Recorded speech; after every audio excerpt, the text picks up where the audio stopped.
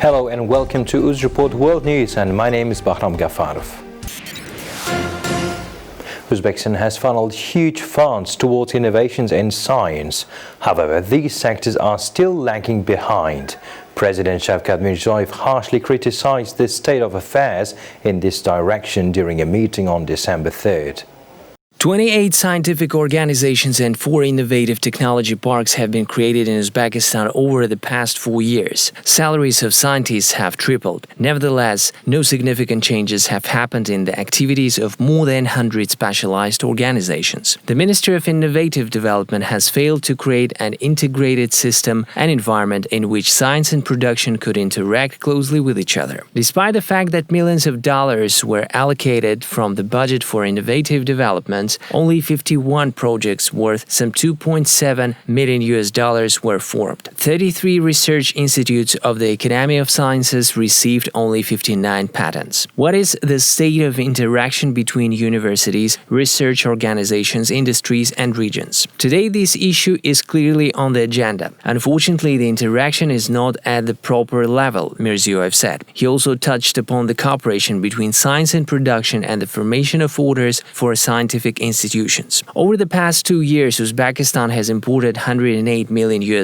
worth seedlings and seeds. This year, the import of seed potatoes alone has doubled compared to the last year. Scientific innovations could also help solve problems in the field of water resources management. In particular, the use of water-saving technologies in irrigation is expanding. However, there is no scientific understanding of how to properly feed fertilizers. What are the optimal watering and maintenance times? Chemical, oil and gas industries were also on agenda. The fact that Uzbekistan imports chemical reagents, polymers and other products in large volumes clearly shows the situation in this direction. Mirziyoyev ordered to establish a center for deep processing of oil and natural gas and production of products with high added value based on foreign experience. Another issue is that the Navoiy and Almalik mining and metallurgical plants have accumulated about 3 billion tons of man-made waste. If 20 million tons of waste would have been processed annually, 2 tons of gold, 8 tons of silver, 10 tons of copper and rare metal such as tungsten and molybdenum could be extracted. Mirziyoyev also drew particular attention to the problems in the energy sector. 3 universities, 2 scientific organizations, and dozens of scientists are engaged in scientific research in this direction, but no tangible results have been achieved in solving energy problems. There are no studies aimed at analyzing the consumption of fuel and energy resources at large enterprises. For example, the Tashkent pipe plant consumes around 100 million kilowatt-hours of electricity per year. The optimization of the process could save 20 million kilowatt-hours of energy. The meeting noted that the domestic pharmaceutical industry depends on the import of substances. At the same time, Uzbekistan has sufficient scientific potential for their production. For example, the Institute of Plant Chemistry has exported $4 million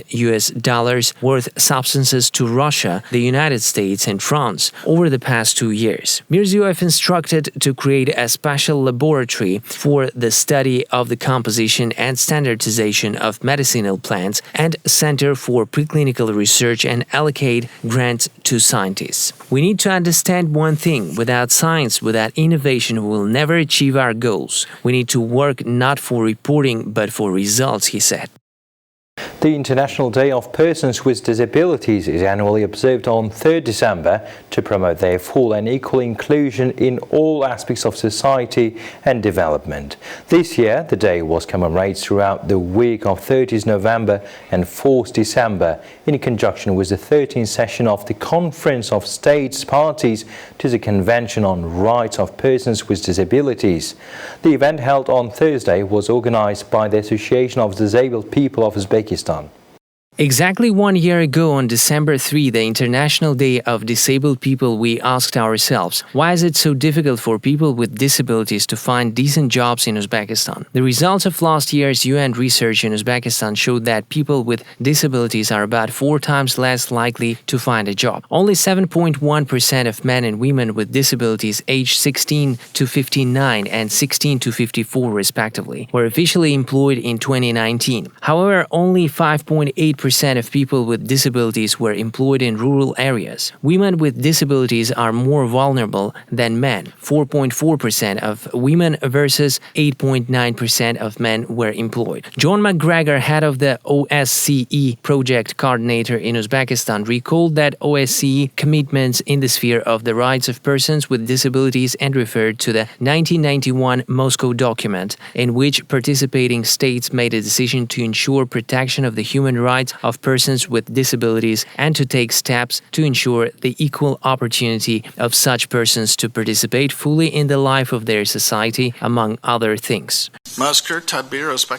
Today, it is not the first event where we discuss the possible ratification of the Republic of Uzbekistan of the United Nations Convention on the Rights of People with Disabilities. We should acknowledge certain progress of the host government in this regard, but still there is a way ahead. The organization of this event is a clear evidence of the firm approach of Uzbekistan to safeguard the human rights of people with disabilities.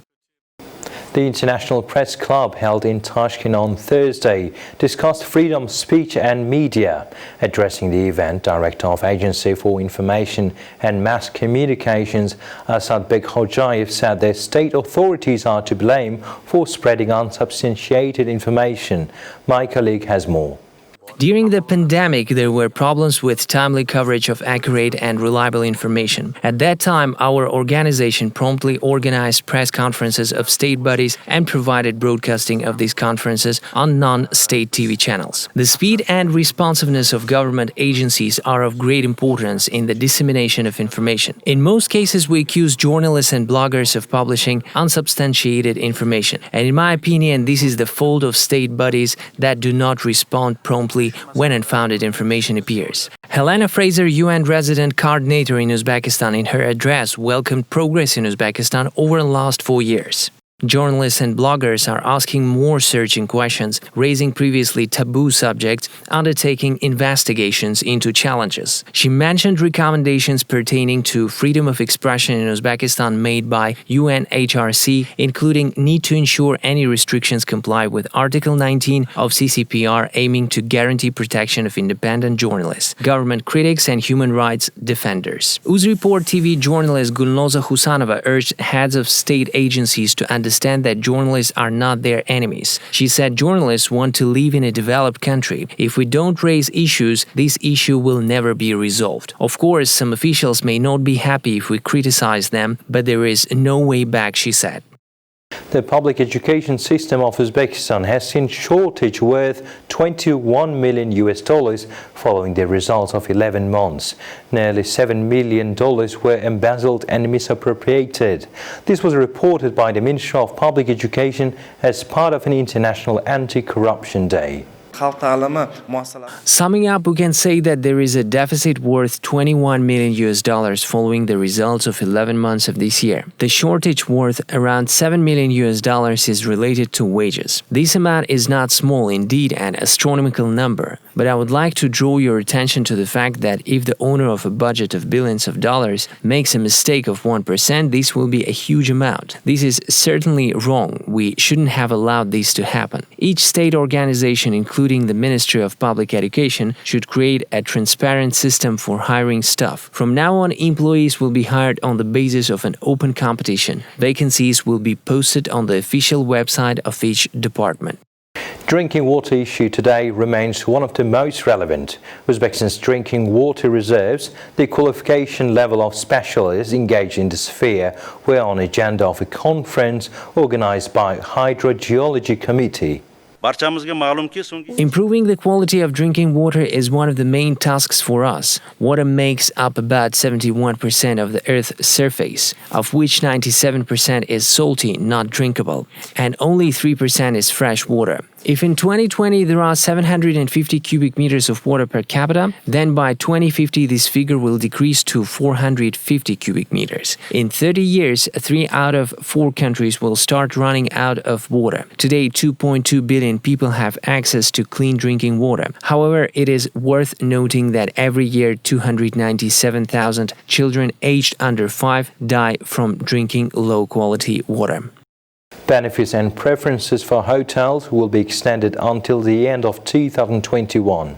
The decision was made following a meeting of Deputy Prime Minister, Chairman of the State Tourism Committee, Aziz Abduhakimov, with the management and members of Association Hotelier of Uzbekistan, general managers and owners of the largest hotels in Tashkent.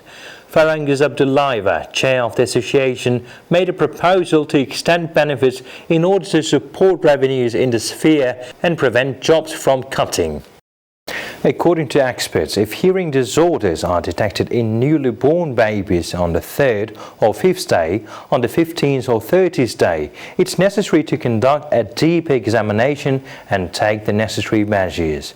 A pilot project launched in Tashkent aims at creating greater conveniences in this direction. The initiator of the project are the Zamin International Foundation, the Ministry of Health and the Republican Specialized Scientific and Practical Medical Center of Pediatrics. 4 children's hospitals and all 15 maternity hospitals in Tashkent can provide audiological screening services. If hearing disorders are detected, each child will receive a referral to the Republican Specialized Scientific and Practical Medical Center of Pediatrics for in-depth diagnostics and taking measures for the development of hearing and speech. As part of the project, an online system for monitoring and analyzing ongoing screening has been established in medical institutions. German specialists conducted trainings and seminars for 19 doctors and 38 nurses. The project is designed for a year that it will cover all maternity centers in the country. The US banned cotton from one of China's largest cotton producers on Wednesday. A ban will be slapped on both cotton and cotton products from the Xinjiang Production and Construction Corps. The XPCC is a quasi-military organization that the US says uses forced labor of detained Uyghur Muslims. The move is in line with the Trump administration's hardening approach to China and increased pressure on China's western region of Xinjiang, just weeks before President-elect Joe Biden is due to take office. It's expected to lock Biden into a position, making it harder for him to ease US-China tensions. Homeland Security Secretary Kenneth Cuccinelli said the Made in China stamp should serve as a warning label, adding that, quote, "The cheap cotton goods you may be buying for family and friends during the season of giving, if coming from China, may have been made by slave labor in some of the most egregious human rights violations existing today." The UN estimates that there are about 1 million Muslims being held in camps in Xinjiang, but China says the camps are vocational training centers needed to fight extremism. Major brands including Gap, Patagonia and Zara, who have spoken to Reuters, say they did not source from factories in Xinjiang, but couldn't confirm that their supply chains were free of cotton picked from the northwestern province. The US border agency also said a region-wide Xinjiang cotton import ban was still being studied. US apparel and textile makers have criticized a broader ban, saying it's impossible to enforce. But on Wednesday, clothing and retail groups welcomed the XPCC-specific ban. The business and paramilitary entity accounted for 30% of all of the cotton produced in China in 2015. U.S. lawmakers unveiled the final version of a massive annual defense bill Thursday, which defies several of President Donald Trump's demands. It would flout Trump's plans to withdraw troops from Germany and Afghanistan and contradict his wishes to keep the names of Confederate generals on U.S. military bases. It sets the stage for a veto fight in Trump's final weeks in office over a major $740 billion piece of legislation, which has been passed every year since 1961. The National Defense Authorization Act, or NDAA, addresses pay concerns for U.S. troops, aircraft and ship purchases, as well as how to deal with rivals like China and Russia. This year's bill would prevent Trump from slashing the number of active-duty troops in Germany and Afghanistan below a certain level.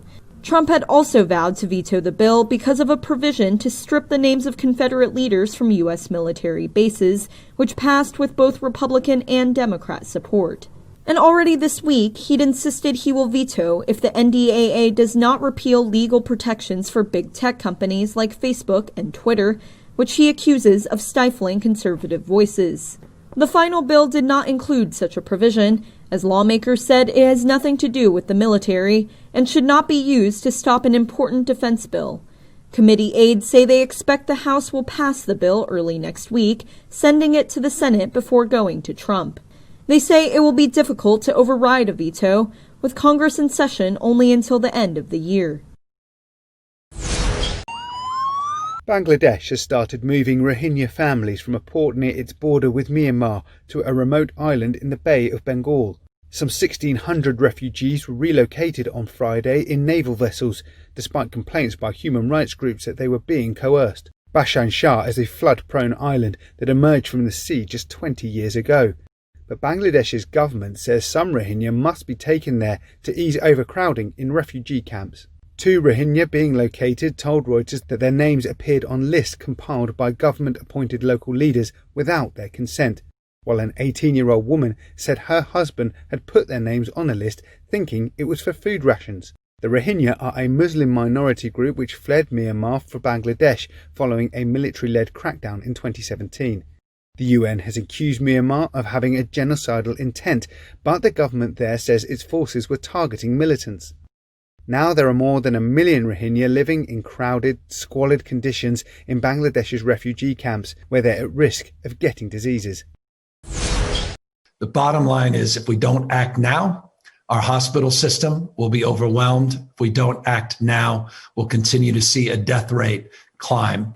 As coronavirus infections and hospitalizations continue to soar to record heights, California Governor Gavin Newsom on Thursday announced plans to impose stay-at-home orders on a regional basis. The restrictions would be triggered when a region's intensive care units get close to capacity. Here's what we are introducing today. Regions where the ICU capacity is falling below 15%. We are now mandating that we are implementing a stay-at-home order for 3 weeks. We've defined these 5 regions: Northern California, Greater Sacramento Bay Area, San Joaquin Valley, and the larger region in Southern California. Newsom said some residents could see stay-at-home orders in the next day or two. Once in effect, the restrictions will represent the most stringent COVID-19 measures imposed in California since Newsom imposed a statewide lockdown in March. Residents will be mandated to remain at home and avoid travel except for permitted activities like grocery shopping, doctor's appointments, or exercise.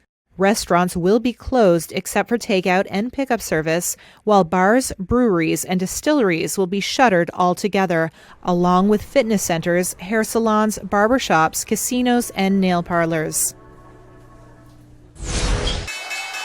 Confidence was a little shaky on Wall Street Thursday. The Dow rose 85 points. The S&P 500 dipped 2 points after touching an intraday record high. The Nasdaq tacked on 27 points to close at a lifetime high. The market had been much stronger for most of the session, but a late-day headline about Pfizer let some of the steam out of the rally. Pfizer is reportedly cutting planned shipments this year of its COVID-19 vaccine by half, according to the Wall Street Journal. Shares of Pfizer dropped roughly 2%. The Pfizer news is a reminder of the risks facing the market. Ariane Vajdani is an investment strategist at MV Financial. A lot of investors are forgetting that there is still a time frame before vaccines are distributed, before people are back to the world is back exactly the way it was. We're still going to see pain play out in the economic numbers and potentially shock the market, and we're going to see volatility. Economic data released Thursday fueled concern. Jobless claims remain stuck above the peaks of the financial crisis. 712,000 Americans signed up last week for new unemployment benefits. More than 20 million people received jobless assistance in mid-November. And in another worrisome sign, the Institute for Supply Management's monthly survey of the massive U.S. services sector fell to its lowest reading since May. Bad news for theater chains. Warner Brothers Studios said it will debut all its films next year in theaters and on the HBO Max streaming service on the same day. AMC, the world's largest theater operator, slumped roughly 16%. It was an even bigger drop for Cinemark, which tumbled 22%. But on the upside, Boeing, the embattled aerospace giant, had its first major order for the 737 MAX.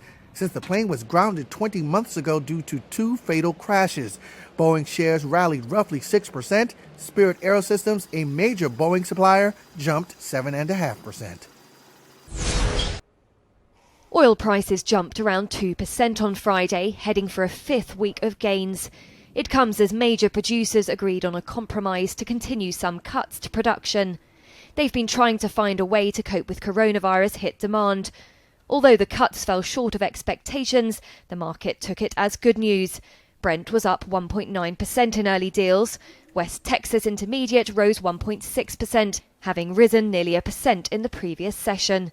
OPEC and Russia on Thursday agreed to ease deep oil output cuts from January by 500,000 barrels per day. It means the Organization of the Petroleum Exporting Countries and Russia, a group known as OPEC Plus, are set to reduce production by 7.2 million barrels per day, or 7% of global demand from January, compared with current cuts of 7.7 million barrels per day.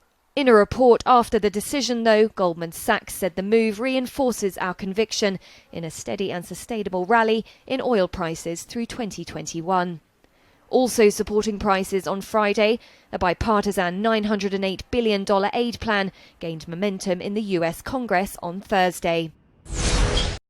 The U.S. Justice Department is in talks to allow Huawei CFO Meng Wanzhou to return to China from Canada so long as she admits to wrongdoing in a criminal case against her. That's according to a source familiar with the matter. Meng was arrested in Canada in December 2018 on a warrant from the United States on charges of misleading banks about Huawei's business in Iran in violation of U.S. sanctions. The Wall Street Journal was first to report the possible deal, which would follow nearly 2 years under house arrest in Canada, while she's fought extradition to the U.S. The diplomatic tussle has strained China's relations with both countries. The source said the negotiations do not appear to be part of a larger deal with Huawei, which itself is facing charges in the case. They also said Meng has so far resisted the proposed deal, as she does not believe she did anything wrong. Negotiations to free Meng picked up after the U.S. presidential election last month, but have taken on more urgency as the end of the Trump administration nears. The Trump White House has repeatedly targeted Huawei's business worldwide and alleged the Chinese tech giant's equipment could be used by Beijing for spying, which the company denies. Meng is due back in court on Monday as she continues fighting extradition to the U.S. Asian shares touched record highs on Friday, while European stocks also rose. MSCI's broadest index of Asia-Pacific shares outside Japan rose 0.78%, past its November 25 peak. Tech sector gains led the way there.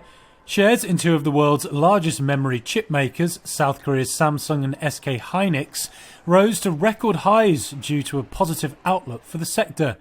Indian shares hit record highs too. They went up as the country's central bank upgraded its GDP target for the current fiscal year and kept interest rates steady.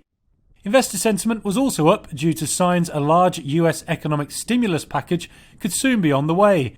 The bipartisan $908 billion coronavirus aid plan gained momentum in the US Congress on Thursday when conservative lawmakers expressed their support. In Europe, the Pan-European Stock 600 was up 0.2%, though Germany's DAX traded flat. Shares in Germany's BioNTech slid more than 4%. The company has developed a coronavirus vaccine with Pfizer, but the US drug maker said it had been forced to cut its 2020 production target by half due to obstacles in the supply chain. There was more positive data for industry, though. German industrial orders rose more than expected on the month in October. It raised hopes the manufacturing sector in Europe's biggest economy started the fourth quarter on a solid footing. Energy stocks lifted London's blue chip FTSE 100 to 9-month highs. It comes after a compromise between OPEC members to continue some production cuts. Snakes have found a safe space in Myanmar, a global hub for the illegal wildlife trade. For 5 years, this Buddhist temple in the city of Yangon has been taking in pythons and cobras and vipers, otherwise destined for the black market. The sanctuary is run by Willa Tha, a monk at the temple. I always check in on their health every morning. I feel from the bottom of my heart that they are my sons and daughters. The snakes are usually caught in or near homes and brought here by members of the community.